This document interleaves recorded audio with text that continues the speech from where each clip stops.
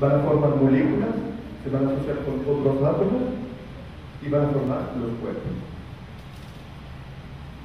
Ahora, ¿por qué es muy importante la noción de energía y de materia? Es súper importante entender esto para entender cómo funciona un poquito el universo, ¿no? Si la pregunta es la siguiente: ¿cómo se hace que la Tierra gira alrededor del Sol? La gravedad. Es la gravedad, sí.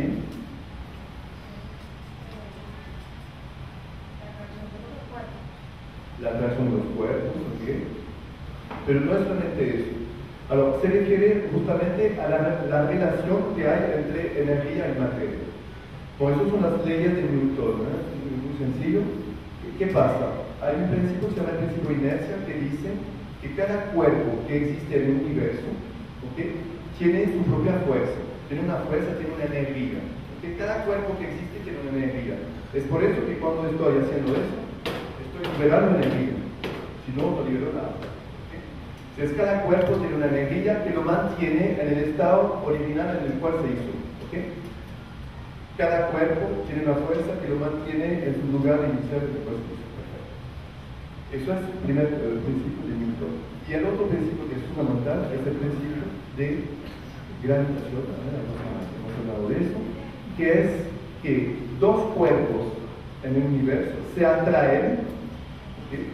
Cada cuerpo tiene una fuerza, ¿no? Estas fuerzas, estos dos cuerpos se van a atraer, claro, en relación a su distancia, ¿no? Más lejos va a ser más difícil atraerse, ¿no? Y según su masa, ¿ok? Ahora, ¿qué pasa con el Sol y la Tierra? ¿Por qué es el Sol que atrae la Tierra y no la Tierra el Sol? Porque el Sol tiene más fuerza, ¿no? Tiene más masa, tiene más fuerza. Entonces es él que va a estar en el centro y la Tierra que va a estar alrededor. Entonces va a atraer con su fuerza, va a atraer la Tierra. ¿Y qué va a hacer la Tierra? ¿Qué va a hacer la Tierra? Con su propia fuerza. La Tierra tiene su propia fuerza. Va a luchar contra la atracción del Sol. Y el conflicto entre las dos fuerzas van a hacer que la Tierra va a girar. ¿Okay? Lo que es fundamental entender bien que la materia y la energía es básico para entender cualquier cosa. Hay una relación muy importante entre estos dos conceptos: energía y materia. Ok.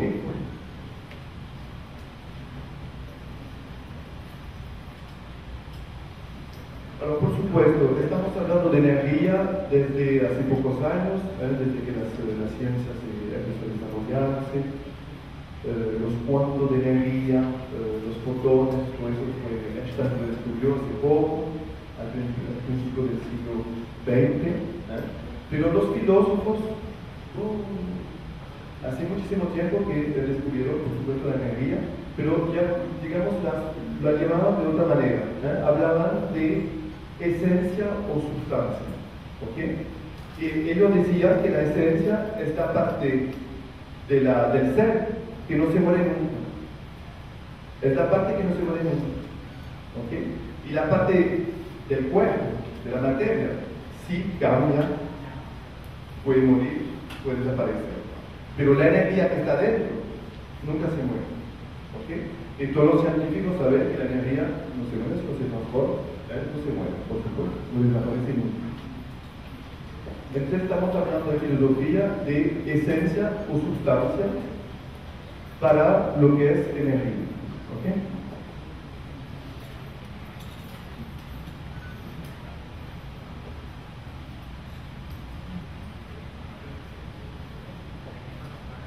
Ahora ahí está en la diapositiva el ser elemental.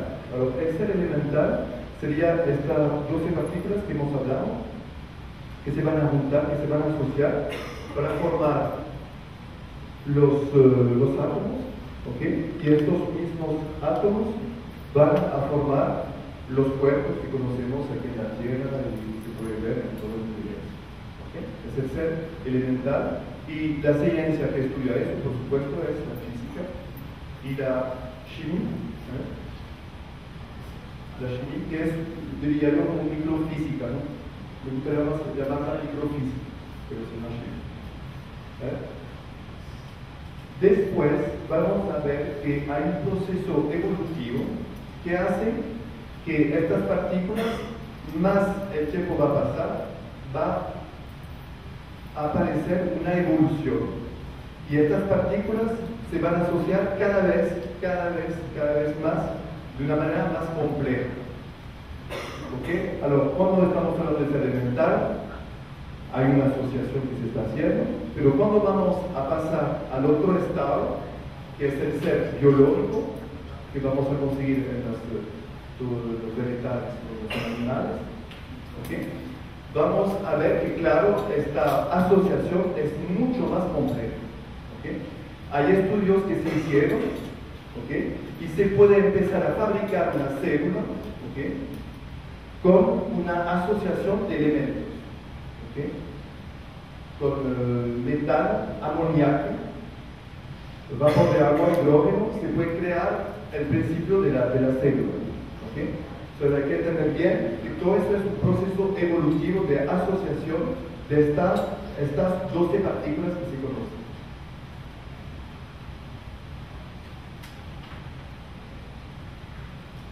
Ahora aquí está el elemental, se está hablando de las 12 partículas de materia y también de las 12 partículas de energía.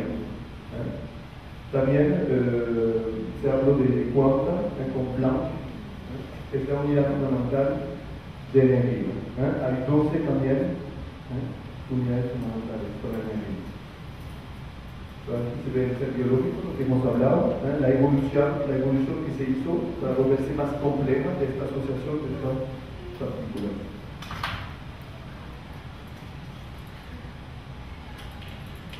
Ahora aquí se está proyectando los 4 reinos, es decir, el ser elemental que va a corresponder al reino elemental, lo que se estudia en física, el reino biológico vegetal, lo que se estudia en biología, el reino biológico animal, también lo que se estudia en biología, y me permití, puse el reino biológico humano. Eso realmente es algo que no hice yo, pero si empiezan a leer, a ver, a buscar, a investigar, se van a dar cuenta que nosotros no correspondamos a un reino. Somos todavía considerados como animales. Entonces quería un poquito saber lo que piensan al respecto. ¿Ustedes se consideran como animales? ¿Tú eres un animal? ¿Sí? Perfecto. Exacto. ¿Cómo sapiens? Exacto. Ya se está viendo que hay algo que va a distinguirnos de los otros seres, ¿no? De los otros seres. Estás hablando de animal, pero racional, que va a pensar, que va a tener lógica. ¿Okay? Entonces ya estás haciendo la distinción. Ok. Todas las mujeres dicen siempre que los hombres son animales, ¿no? Ok. Si digo, por ejemplo, la tierra vive. La tierra vive. ¿Estoy bien o estoy mal? ¿Estoy bien? Yo estoy bien mal. ¿Por qué? Porque la tierra no vive, la tierra existe. Hay un concepto distinto entre la existencia y la vida. ¿Okay? La vida se va a referir justamente al mundo biológico vegetal y animal, ¿okay? Que tiene 3 capacidades. ¿Okay? La célula tiene una capacidad de reproducción, de alimentación y de locomoción que no tienen los otros seres, ¿no? Los seres alimentarios. ¿Ok? Donc, la Tierra no vive, existe. ¿Ok? La Tierra existe porque la Tierra es seres elementales, átomos, moléculas, partículas, y todo lo que es el reino biológico animal y humano, eso sí, por supuesto, vive.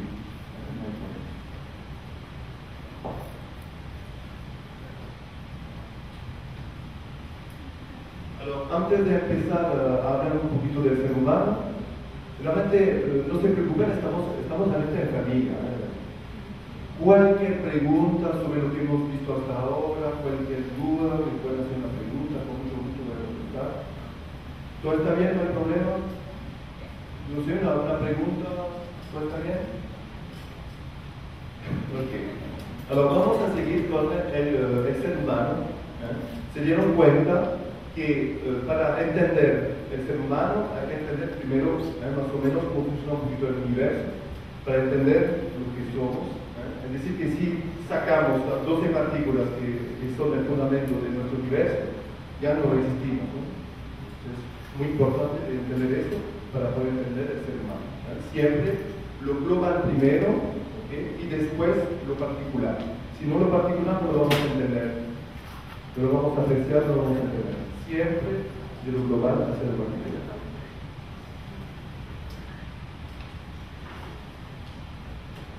El ser humano, antes de analizar el hombre, vamos a determinar justo la palabra análisis. Alors, el análisis es fundamental, lógica es fundamental. En griego significa descomponer. ¿Okay? Eso es muy ligado a la álgebra, la teoría de las ecuaciones. ¿Okay? Un análisis que es descomponer la realidad. Es decir, que hagamos una no sé, podemos decir, mira, vamos a analizar la firmadora y vamos a descomponer la firmadora. Vamos a ver todos los elementos, de dónde viene, etc. Va a ser un análisis, ¿okay? Del bien.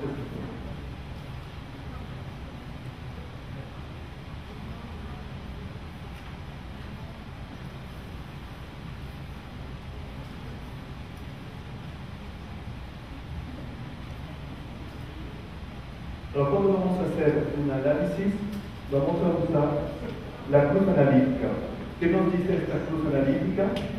Que hay un estudio que se hace a nivel del tiempo y un estudio que se va a hacer afuera de la parte del tiempo, ¿no? El estudio sincrónico, que va a ser independiente del tiempo, va a, digamos, ver un poco todos los elementos que van a crear la realidad. Y el estudio diacrónico va a ser un poquito esta realidad dentro de la evolución en el tiempo. ¿Okay?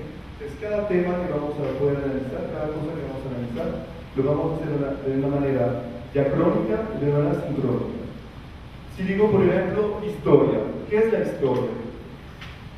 Si digo historia, ¿qué es la historia? ¿Historia qué es? Sí, puede ser, desde un punto de vista. Todo el suceso hecho por la civilización en un tiempo pasado. Sí, tiempo pasado.